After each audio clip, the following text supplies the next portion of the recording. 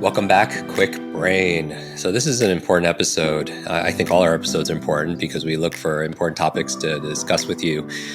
This is on the subject of happiness and really how do you thrive? What are the essential ingredient or the essential ingredient for having a good brain, a good life, one you desire and one that you really deserve?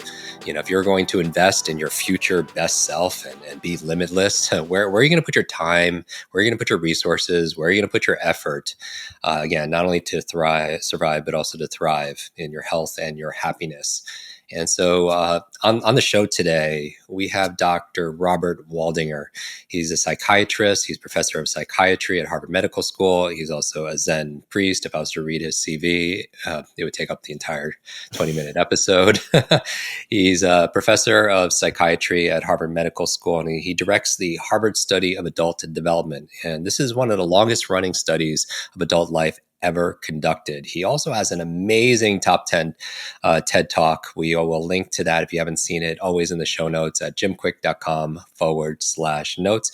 And he's the new co-author of a brand new book, which I highly recommend all our Kwik readers get their copy. It's called The Good Life. This is lessons from the world's longest scientific study of happiness. Professor, welcome. It's a pleasure to be here. Thanks for having me. Thank you so much for joining us. And so I so enjoyed your book. Thank you for the advance copy. We have a global community of brain health enthusiasts, and they always want to know, how does this work and what do I need to do? And so what is it that keeps us happy and healthy as we go through life? Is it fame? Is it money? Obviously, I read your book, so I know the answer. Well, and we had some famous people in our study. We had some wealthy people and then lots of regular people who weren't either. But we found that fame and money didn't predict happiness at all. And what predicted happiness surprised us. It was the quality of our relationships. And it wasn't just happiness that it predicted. So, you might say, well, okay, if I have good relationships, I'm likely to be happier. But it also predicted our health, like whether we stay healthy as we get older. And it predicted how long we live. And at first, we didn't even believe it because we thought, how could our relationships be that important for our bodies as well as our minds? But it turns out they're really important. When we're talking about relationships, is this your romantic relationship, your marriage or partnership, or is it extended family, friends, work colleagues? It's all of those relationships. You do not have to have a romantic partner to get the benefits of relationships. You don't even have to live with anyone to get these benefits. It can be friends, relatives. And we even get little hits of well-being from the person who delivers our mail, from the barista who gives us our coffee in the morning. Lots of relationships do this for us. So when we talk about optimizing brain health, have people on their way to having more limitless brain, we'd say that it's not just your biological networks or your neurological networks, it's also your social networks, your social connections. Absolutely. And it turns out that social isolation and loneliness predict worse health, but they also predict worse brain health. They predict earlier cognitive decline, earlier dementia. So these are really our relationships, and our engagement socially with the world is really important as a factor in our brain health and in our body health as well. And I know mental health is one of the big challenges, especially over the past few years. I read a quote in an interview that you had from you saying the people who were most satisfied in their relationship at age 50 were actually the healthiest at age 80. And so what do you attribute? I mean, this study is going on to close to 85 years, Right. which is amazing. I know. But tell me a little bit about this study and what you found. Sure. So about 40 of the original 724 people are still living. They're all in their late 90s or early 100s. Most have passed away, but we're studying all their children as well. And their children are mostly baby boomers. So altogether over 2,000 people. That's astonishing. And maybe you could give us before we go into some of the practical things people could do to not only help them to live longer, but not only add years to their life, but also life to their years. What do you attribute this to? Or some of the highlights that you've seen, or some of the surprises maybe from this long study? Sure. We think that this works through relieving stress. We think that good relationships are actually stress relievers. So I'll give you an example. If something happens to me during the day, it's upsetting, I can feel my body start to rev up, go into fight or flight mode, right? Heart rate increases. I might start to sweat. And fight or flight mode is the body's natural way of meeting challenges. That's not a problem. We're meant to go back to our baseline equilibrium when the threat is removed. But what if I'm still upset at the end of the day? If I have somebody who's a good listener who I can call, or somebody at home who I can talk to, I can literally feel my body calm down, go back to equilibrium. But what we think happens is that people who don't have anyone they can talk to about upsetting events stay in chronic fight or flight mode. And that means higher levels of circulating stress hormones.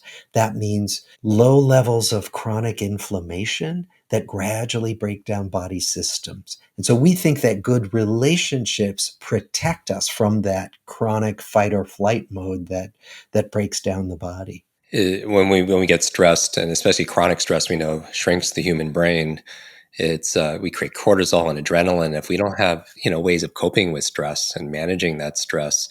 And when I was reading your book, there was this section on keystones of relationships and some of the questions you would ask some of the subjects, like around safety or learning, emotional closeness, of shared experiences. Like safety was like, who would you call in moments of crisis? Yeah. There was a question on learning, like who encourages you to take on new things, to try new things, to pursue your dreams, to pursue your goals.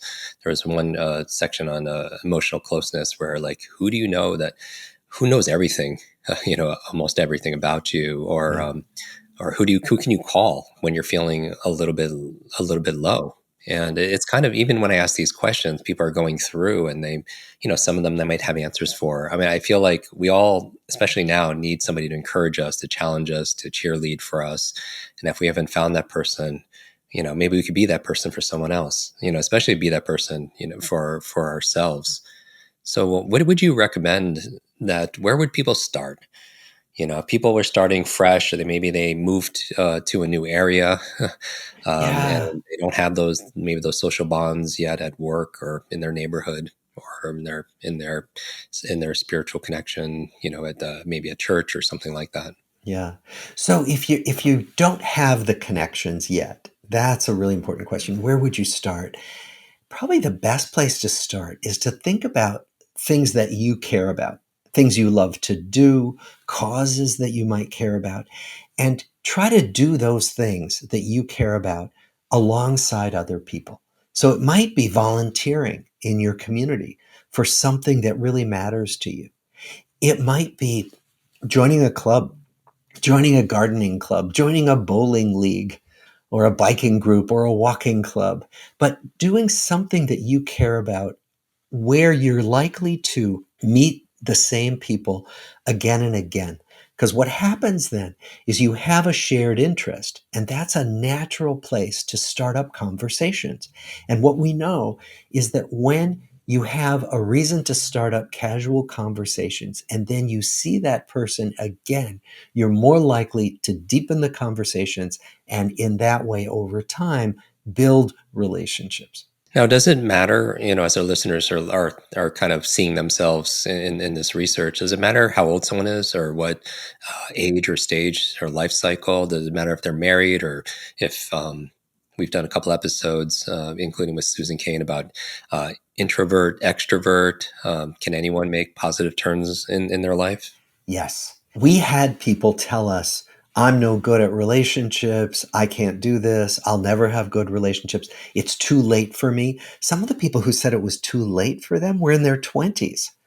And yet, what we find, we have a lot of life stories in the book where we tell the stories of people's lives all the way through their lives. And we have many instances where people who were sure it was too late for them found communities later in life, found communities when they didn't expect it, found love when they didn't expect it, sometimes for the first time in their 70s or 80s. So the message is, if you think it's too late for you, that's not necessarily true at all.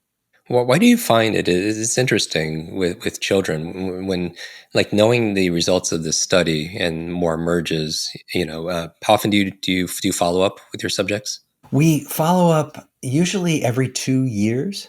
And it's very thorough, right? I mean, you're doing all kinds of testing and assessments and Oh interviews. yeah. So we at different times we certainly ask them a lot of questions and get their answers, but in addition, we'll videotape them talking to their partners. We'll put them in the MRI scanner and show them different kinds of pictures and watch how their brains light up. We draw blood for DNA, for epigenetic markers. We do all these things as a way to try to get different windows on well-being, on human thriving.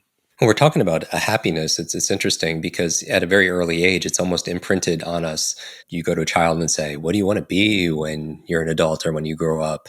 Or at business gatherings or you're at a wedding or something, people like one of the first questions people ask is, "What do you do?" And success Right. is more measured on someone's title, on their salary, on some kind of recognition or achievement. And so this is such an important topic to discuss to kind of really maybe make the most important things, right? If you're Right. beginning with the end in mind. Yeah. Well, and what we did was when people were toward the end of their lives, like some of our original people in when they were in their 80s, we said, as you look back on your life, what do you regret the most? And what are you proudest of? And what people regretted the most was not spending enough time with the people they cared about. Many people said, I spent too much time working and not enough time with the people who mattered to me. And when we asked people what they Mhm. were proudest of as they look back on their lives, they always mentioned relationships. It wasn't, I made this great amount of money or I got this great award. It was, I was a good boss. I was a good mentor. I was a good spouse. I was a good parent, right? I was a good friend. And so when people think about what's been most important in their lives, it's always relationships. At a young age, I lost my grandmother to Alzheimer's. So I spend a good amount of time in working with seniors. And so helping them polish off their memories. And you also hear at that time or that age, sometimes when it gets very quiet or more intimate, people reveal sometimes not only the things they're most proud of, but also the things they regret. I don't remember hearing anyone say they regretted not spending more time at work, or working more hours. You and I have had a conversation prior to this about how a good life is also forged from doing the things that are precisely the things that sometimes makes it more difficult. Yeah.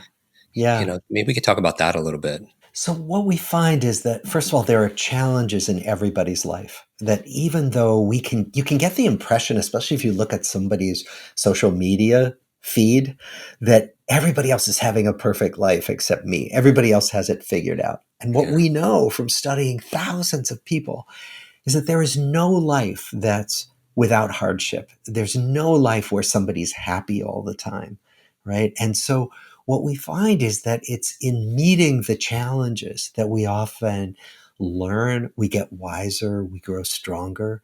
And what we find is that when we ask people, what has helped you get through the biggest challenges in your life? It's always other people. Whether it was Mm. getting through the Great Depression or World War II or the challenges of the pandemic. It's always other people. In my book, I talk about how technology, it's kind of a double-edged sword. It's not necessarily good or bad, but it's like fire. It's fire. It could cook your food, or it could maybe burn down your home. It's just really how it's utilized. We talk about some of the the digital distraction, digital dementia. It's these terms I coined the Yeah. digital deluge and digital deduction in terms of how it's doing the thinking and the work for us, but also going back to that comparison, digital depression. And you've mentioned in your work, and I don't know if I'm quoting you directly, but where we're comparing our insides to other people's outsides. Yeah, exactly. That when we curate our lives for each other, right? I mean, on social media, we post our happy photos, our beautiful photos. I don't post the photos where I've woken up depressed Mm. or, feeling really lost or just looking disheveled. I don't do that. We don't do that for each other. And that's okay. But what it means is that I can look at somebody else's social media posts and say, gosh, my life isn't always like that. I'm not always on beautiful beaches or about to dive into beautiful plates of food. That's not my life. And even though rationally we know that, it can be this sense of, gosh, I'm missing out. I don't have it figured out. And so I think what we want to name is that nobody's life is really like that. That's what comparing our insides to other people's outsides is about. And so we want to remember that everybody's insides are filled with joy and heartache and messiness and Yeah. confusion, all of it.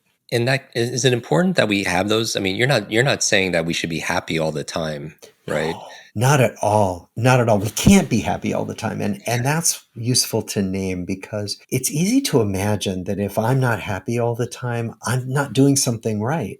And that's not the truth of life. The truth of life is that happiness comes and goes, and that what we can do is build a kind of bedrock of well-being. And that we can build through taking care of our physical health, that we can build by taking care of our social fitness, as we call it in the book, taking care of our relationships, that can build a bedrock of well-being that helps us meet life's challenges.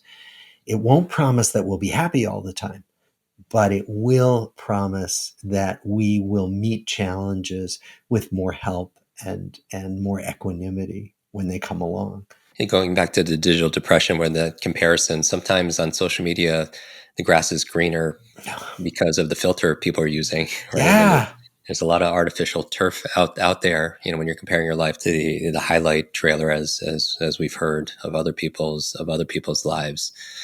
I get to speak at a lot of anti-aging conferences, talking about more of an ageless mind and brain, and keeping focus and memory. At these events, at the conferences, there are a lot of speakers talking about key markers like and the benefits of exercise, the benefits of eating a good diet, of sleep. How do the social connections compare? I don't know if you've compared, and your research has informed anything about how diet compares to social connections, in terms of some of the benefits, because we hear a lot about eating right foods Right. and moving and exercise, and we should do that, certainly. But Yes. how important in the scale of things is connections and relationships?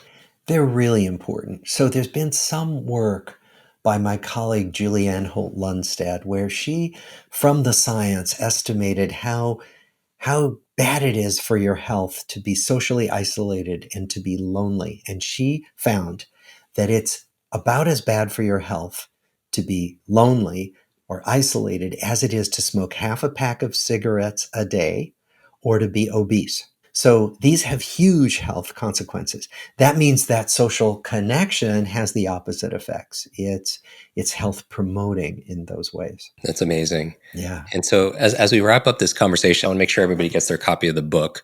Again, this book is called The Good Life, and I always recommend everyone get 2 or 3 copies. One for yourself, and also gifting a copy for a family member, a friend, somebody who you feel like could benefit. But what would you like? Maybe 1, 2, maybe 3 ideas to be able to share with our listeners and our viewers. If you were to kind of share something practical, or I know you're on a Yeah. mission and you want to get this Yeah. out to so many people. What are some of the key ideas? Why did you write the book? So I think the key idea that made us write the book is this idea that we can be more active in taking care of our relationships. That rather than what I used to think in my 20s, which was, oh, my relationships will take care of themselves. My good friends are always going to be my friends. It turns out that perfectly good relationships wither away from neglect. So the practical thing we can do is just to keep reaching out, to keep the connections alive. So you could do this right now after you've listened to this episode, right? You could think about somebody you miss or you haven't seen enough or you just want to say hi to. Just write them a text right now or an email. Just say, I was just thinking of you and wanted to say hi. That's all you have to do. And then watch what comes back. And what you will see is much more often than not, people will be thrilled that you reached out. And it might even lead to having a cup of coffee or making a date to have dinner or whatever it might be. But you will find that if you take active small steps every day or every week to take care of your relationships, it will have big payoff. I love that. So that's everyone's challenge right now. Remember that knowledge by itself is not power. Knowledge more times action and application really leads to a good life. And so make sure you make the decision. I encourage everybody, take a moment, 60 seconds to pull out your phone and send that message to that person that comes top of mind. Who's somebody that's special to you. Maybe there's been a little bit of distance of time or space, and send them a note. And again, you never know. One step in another direction can completely change your destination. And there's a big ripple butterfly effect. Thank you so much for joining us. How do people get your book? How do people find out more? You can order it on our website, thegoodlifebook.com. You can go to Barnes & Noble, Amazon. It's everywhere available for order. And I would love to see people read the book and hopefully benefit from some of what science has told us about the power of connection. Absolutely. Everyone, right now, make sure you send a message or voicemail or FaceTime, reach out and connect. We have that ability to do all the at any time, with mental health challenges, especially around loneliness. Sometimes if we're alone with our thoughts, we're alone with our doubts, we're alone with our fears. And one of the best ways is to be able to mitigate that is to be able to connect, with one individual. And I recommend everyone be able to do that and take a screenshot of this and make sure you share it. Tag us both there. Professor, are you on social media as well? I am on LinkedIn, Instagram, a little bit on Twitter. Okay. Yeah. We'll put all of your links to your social medias also again at jimkwik.com/notes, where we do summaries there, as well. Put all the resources there as well, and tag us so we get to see it, and let us know if you're willing to. Something unexpected came from that reaching out to that individual. And again, Professor, thank you so much for joining us today. Thank you. This was a pleasure. Really appreciate your having me. I want to thank you to all our listeners once again. One of the best things you could do, we keep this, we don't have sponsors for over 300 episodes. We like to keep every episode to 20 minutes or less, just because we want to respect your time. And we recommend you go deeper with our guest to go get more information and upgrade your knowledge, your skills, your abilities. One of the best things you can do is share this episode. Make sure you rate it if you can, leave a review. I love the reviews. We read every single one. Every single day. That's how our team starts our day. And until our next episode, be limitless, everybody. Bye now.